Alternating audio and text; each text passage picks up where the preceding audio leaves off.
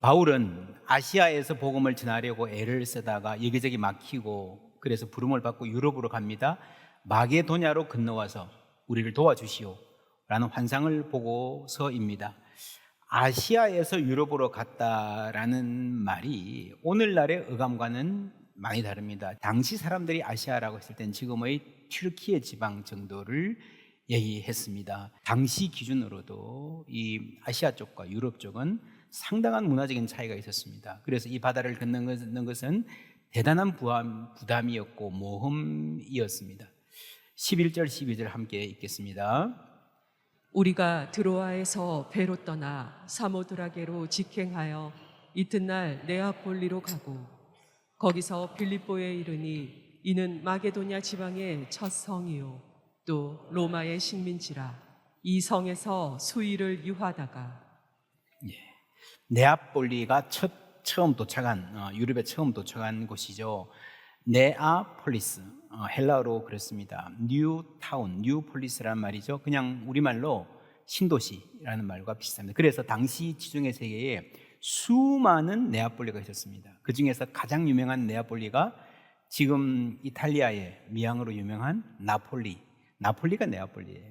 이 지금까지의 모든 도시 방문보다 바울의 마게도니아 첫 방문 빌립보는요 대단한 이 긴장이 있음을 보입니다. 첫째로 잘 모릅니다. 이 다소 출신 아시아 쪽이기 때문에 그래도 자기가 살던 동네 근처는 그리고 웬만큼 유대인이 있던 곳은 흘려 들어서라도 정보를 아는데 전혀 모릅니다.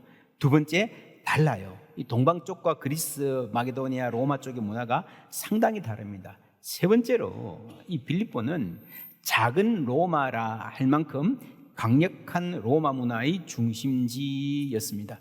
로마 역사를 간단하게 대별하면요 수백 년 동안 공화국이었어요. 초기에 잠시 왕정이 있었고 공화국이었고 원로원 귀족들이 이렇게 머리를 맞대고 모아서 대표도 선출하고 집정관도 뽑고 그렇게 이끌어가는 집단 지도 체제였죠.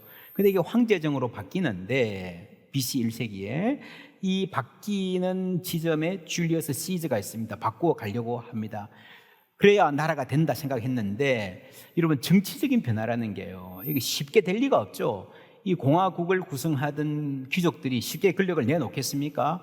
시저가 독재하려고 한다 해서 공화국파 브루투스 쪽과 황제정 시저의 양아들인 정치적 후계자인 옥타비아누스가 내 아버지의 원수를 갚겠다 해서 벌인 이 전쟁은 로마가 황제정으로 가는 그러니까 세계 역사에 손꼽히는 아마 탑5 안에 드는 세계 역사를 운명을 가르는 아주 중요한 전쟁이었습니다. 이 전쟁에서 옥타비아누스 쪽이 완전히 승리하죠. 그래서 로마가 제국으로 가는 길이 열리는데 바로 그 자리, 그 도시 빌립보가 어떤 곳이 되었겠습니까? 오늘 말씀에 빌립보는 로마의 식민지다라는 말이 나오는데 오늘 우리는 식민지라는 말은 수치스러운 말이죠. 안 좋은 말이죠. 근데 오늘 성경시대에는 로마의 식민지다 그러면요 굉장히 자랑스러운 말이었습니다. 로마의 직할도시였고 특히 이 빌립보는 식민지였는데 특별한 식민지였습니다. 로마 시민이 갖는 모든 권리를 빌립보 시민이 동시에 갖는 거예요. 빌립보는 로마 문화가 강한 지역이었고요 로마의 식민지 모델 하우스였고 그리고 유대인 인구가 미약했습니다. 지금까지 바울이 도착했던 대부분의 도시들은요 비시디아 안디옥 보세요. 가면 바로 어디로 갑니까? 유대인의 회당으로 들어서 설교합니다. 어디로 가야 될지 알아요. 대부분도 중심가에 있기 때문에 눈에 보여요. 그런데 여기는요 이 시내에 회당이 없습니다. 유대인 인구가 거의 없고 있어도 행세 못하던 것 같아요. 그래서 13절에 안식일에 우리가 기도할 곳이 있을까 하여 옛날 성경에 기도처가 있을까 하여 했는데 그 번역이 더 맞습니다. 그냥 기도할 자리가 있나 이게 아니고 기도처라고 하는 전문 용어 작은 회당이에요. 옛날 유대인들은요 가는 곳마다 회당을 결성했는데 남자 12명이 있어야 최소 회당이 될 수 있습니다. 그게 안 되면 조그만 미니 회당, 준회당을 기도처라 그랬죠. 그래서 문 밖 강가에 나갔다라는 건 어떤 의미인가 하면요 여러분 어디든 이민자들이 와서 어떤 사회의 중심에 회당을 짓는다는 것은 거기서 좀 행세한다는 말이죠. 회당이 있을까 없을까 모르는데 혹시 조그만 거라도 있을까 해서 나가보는데 그게 시내에는 없고 저 변두리에 그래서 가다가 만난 사람들이, 여성들이 모여 있는 것을 만납니다. 거기서 바울이 말씀을 전합니다. 14절 말씀 다 같이 읽습니다. 두아디라시에 있는 자색 옷감 장사로서 하나님을 섬기는 루디아라 하는 한 여자가 말을 듣고 있을 때 주께서 그 마음을 열어 바울의 말을 따르게 하신지라. 아멘. 주께서 그 마음을 열어. 여러분, 이것이 유럽 전도의 시작이에요. 바울이 도착한 것보다 더 중요한 것은요, 하나님의 말씀에 한 사람이 마음문을 여는 겁니다. 우리가 선교를 간다 그러십시다. 엄청난 선교팀을 꾸리고 갔어요. 뭐 대단한 행사를 합니다.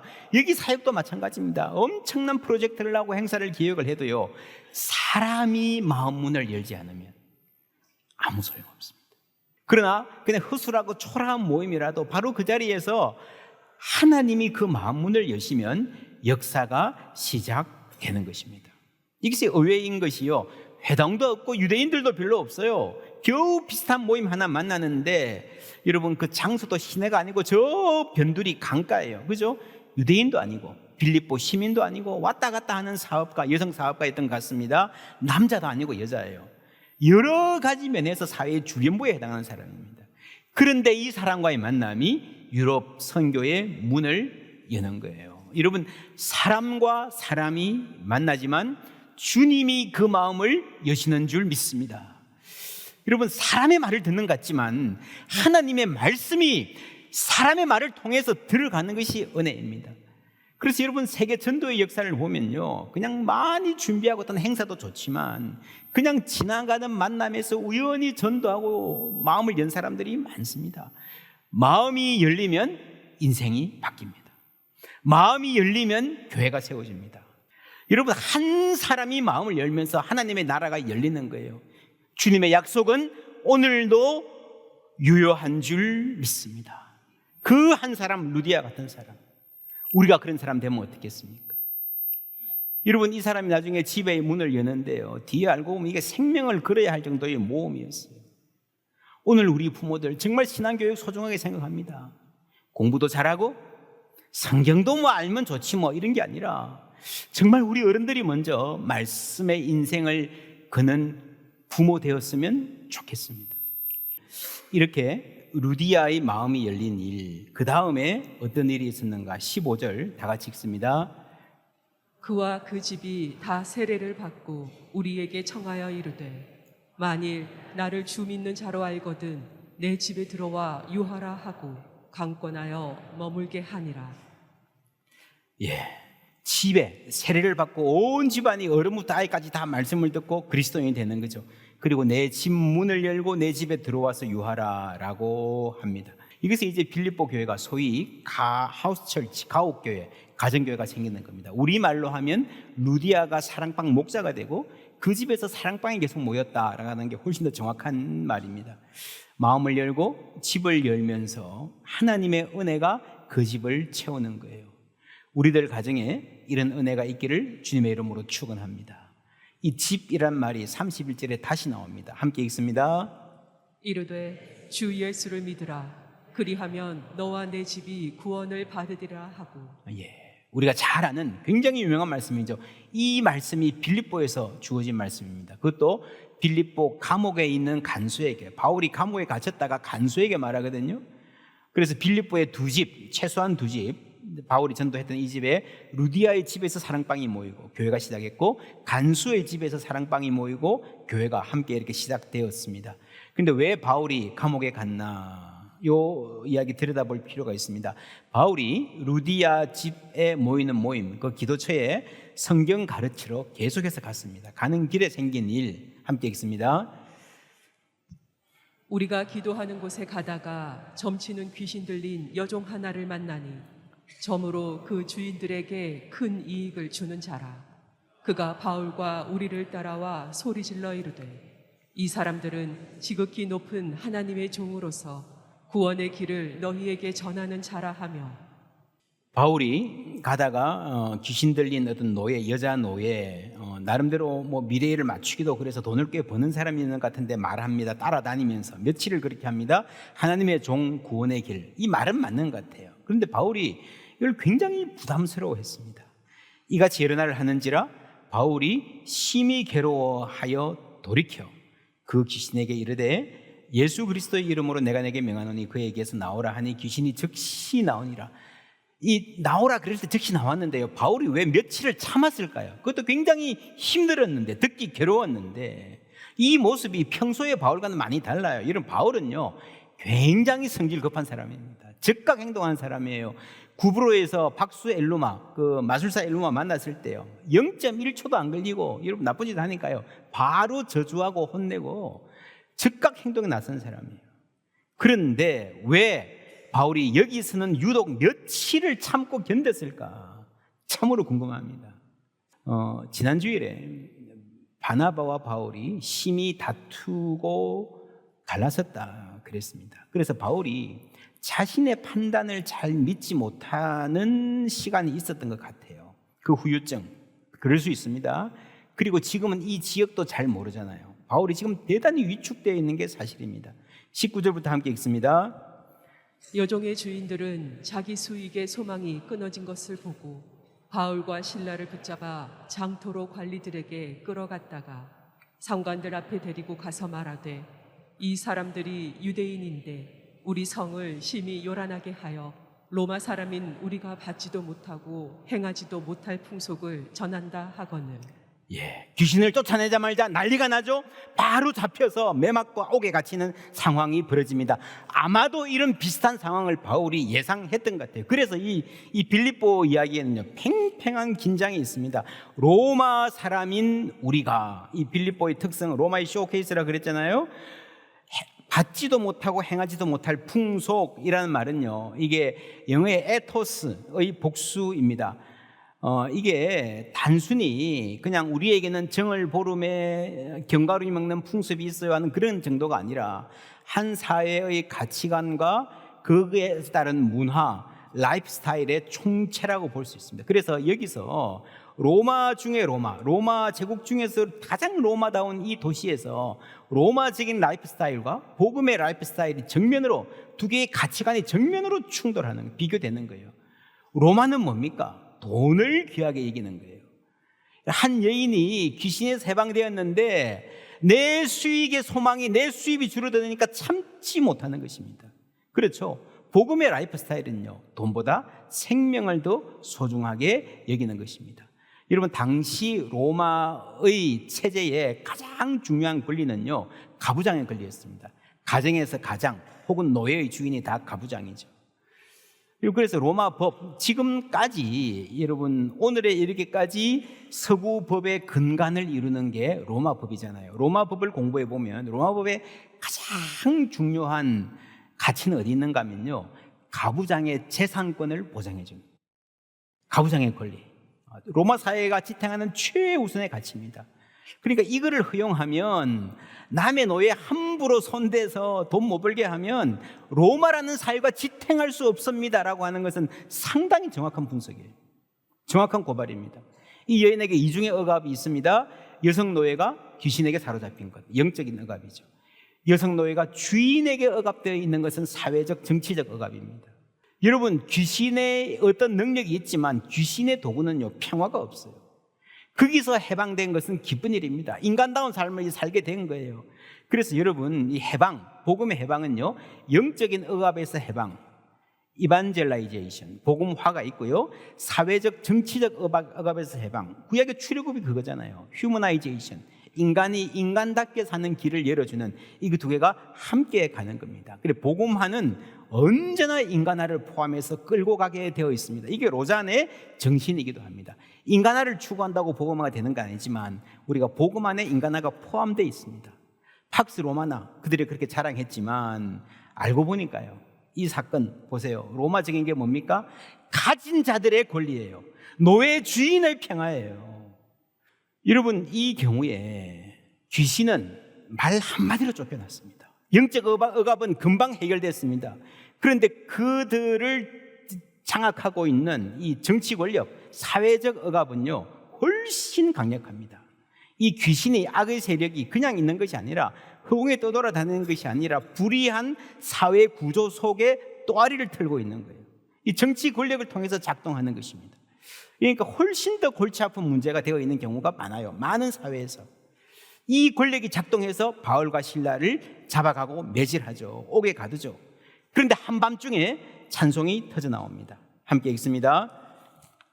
한밤중에 바울과 실라가 기도하고 하나님을 찬송하며 죄수들이 듣더라. 이에 갑자기 큰 지진이 나서 옥터가 움직이고 문이 곧 다 열리며 모든 사람의 매인 것이 다 벗어진지라. 저는 이 부분에 어둠 속의 노래라고 하는 제목을 붙여봤습니다. 캄캄하죠. 그 감옥에 불을 켰을 리가 없죠. 요즘 같아도 전기세 아낀다 그럴 텐데 옛날에는 기름이 비싸니까 아마도 동굴 같은 본래 컴컴한 공간이었을 것입니다. 그 깜깜한 칠흑 같은 어둠 속에 노래가 울려 퍼져요. 여러분 죽도록 맞아가지고 온몸이 성한 데가 없어요. 아마도 끙끙거리는 신음소리에 밤새도록 성가시겠다 싶은 그날 밤에 찬송이 울려 퍼지는 거예요. 죄수들이 듣더라 그랬습니다. 이것을 들은 사람들이 어떤 생각을 했을까요? 궁금하지 않았을까요?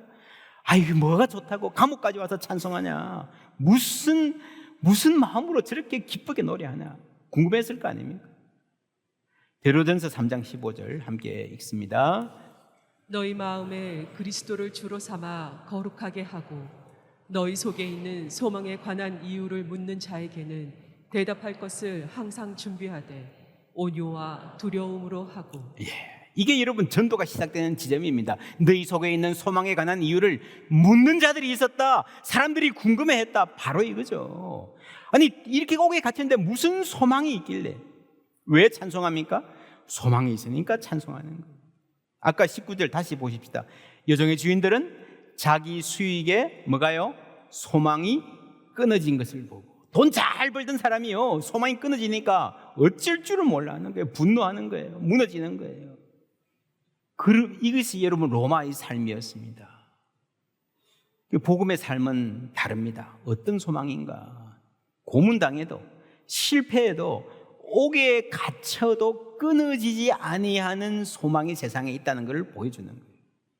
반면에 여러분 세상의 소망은요, 조금만 상황이 바뀌면 끊어집니다. 바울이 아니어도 여러분 신기라고 하는 게요, 언제든지 떠날 수 있습니다. 언제든지 없어질 수 있고요, 언제든지 희미할 수 있습니다. 우리의 소망은 무엇입니까? 오늘 한국 사회를 붙잡고 있는 소망, 한국 사람들이 줄 서는 소망, 한국의 젊은이들 흥분시키는 소망이 뭡니까? 바울이 찬송할 때에 지진이 나고 옥문이 열립니다. 27절 함께 읽습니다. 간수가 자다가 깨어 옥문들이 열린 것을 보고 죄수들이 도망한 줄 생각하고 칼을 빼어 자결하려 하거늘. 자살하려 그랬어요. 왜 자살하려 그랬을까요? 제가 우리 목자들하고 성경 공부하면서 물어보니까 탈옥을 지키지 못해서 문책당할까 봐. 뭐 그런 이유도 조금 있어요. 근데 그렇다고 성급하게 칼부터 꺼내는 것은 여러분 너무 급하지 않습니까? 그죠? 더구나 지진이잖아요. 지진, 천재지변이에요. 여러분 이건 충분히 법정에서 다투어 볼 여지가 있습니다. 그런데 바로 죽으려고 하는 건 정말 의아합니다. 로마인들은요, 불안과 두려움 가운데 살았습니다. 그들에게 가장 큰 두려움은요, 신들의 노여움을 사는 거였어요. 옛날에 우리나라도요, 가정에 누가 아프거나, 지금도 그런 집 있죠, 사고가 나거나 하면 굿하잖아요. 신이 노했다 그러잖아요. 이 로마는 훨씬 심했습니다. 그래서 뭐 홍수가 나거나 뭐가 나거나 이러면요, 신이 노한 거야. 어떻게 해야 되나. 심지어 국가의 행사를 하는데 이렇게 뭐 깃대를 세우는데 깃대가 부러지잖아요. 나라가 난리가 납니다. 어떤 신이 노했나? 우리가 신을 왜 잘못 생겼나? 그게 엄청나게 큰 국가적 사건으로 로마의 공식 역사에 세세하게 해마다 기록되어 있어요. 그런 두려움 가운데 살았습니다. 자, 이 사람이 바울을 가두었습니다. 고문하고 거칠게 다루는 편에 선 거예요. 그런데 지진이 났어요. 신이 한 일 같아요. 바울의 편에서 신이 뭔가 하는 것 같아요. 나는 신의 노임을 샀구나 생각한 거죠. 나는 이제 죽었다. 소망이 끊어졌다 생각하는 거예요. 모든 걸 포기하는 거예요. 이 땅에 여러분 사업이 망해도요, 내가 직업에서 실패해도요, 끊어지지 않는 소망이 있는 사람은 살 수 있습니다. 바울이 그랬습니다. 먼저는 죽음을 만류해요. 죽지 마세요. 우리 다 여기 있습니다. 그리고 그 다음에 무슨 말을 하는가? 29절 30절 함께 읽습니다. 간수가 등불을 달라고 하며 뛰어들어가 무서워 떨며 바울과 실라 앞에 엎드리고 그들을 데리고 나가 이르되 선생들이여 내가 어떻게 하여야 구원을 받으리까 하거늘. 바울과 실라 앞에 엎드리고, 여러분 아시죠? 엎드리고 신적인 존재 앞에서 경배하는 거예요. 그래서 이 대목에 분명히 그 신적인 존재에 대한 경외감과 두려움이 스며 있습니다. 그리고 구원을 물어보잖아요. 구원을. 그때 바울이 한 말이 이르되 주 예수를 믿으라. 예수를 여러분의 주인으로 모십시오. 그리하면 너와 내 집이 구원을 받으리라. 복음을 전하는 거예요. 복음을 받아들입니다. 32절부터 함께 읽습니다. 주의 말씀을 그 사람과 그 집에 있는 모든 사람에게 전하더라. 그 밤 그 시각에 간수가 그들을 데려다가 그 맞은 자리를 씻어주고 자기와 그 온 가족이 다 세례를 받은 후 루디아 집과 같은 일이 일어나죠. 온 가족이 어른과 아이가 함께 말씀을 듣고 세례를 받습니다. 그들을 데리고 자기 집에, 그 다음에 뭐라고요? 올라가서라는 말이 참 재미있어요. 음식을 차려주고 그의 온 집안이 하나님을 믿음으로 크게 기뻐하니래. 이 올라가서라는 말을 자세히 보면요, 아마도 지하나 1층이 감옥이고 2층에 살림집이 있었던 것 같아요. 그래서 그냥 관리하는 거예요. 그리고 굉장히 높은 가능성은 어디에 있는가 하면 이게 감옥 자체가 공공소유라기보다는 자기 집에서 패밀리 비즈니스로 감옥을 하는 사람이었을 가능성이 대단히 높습니다. 지금은 완전히 다른, 옛날에 세리도 그렇게 했거든요. 그냥 비즈니스로 한 거예요. 하청 받아가지고 이 세금 징수 업으로 한 것입니다.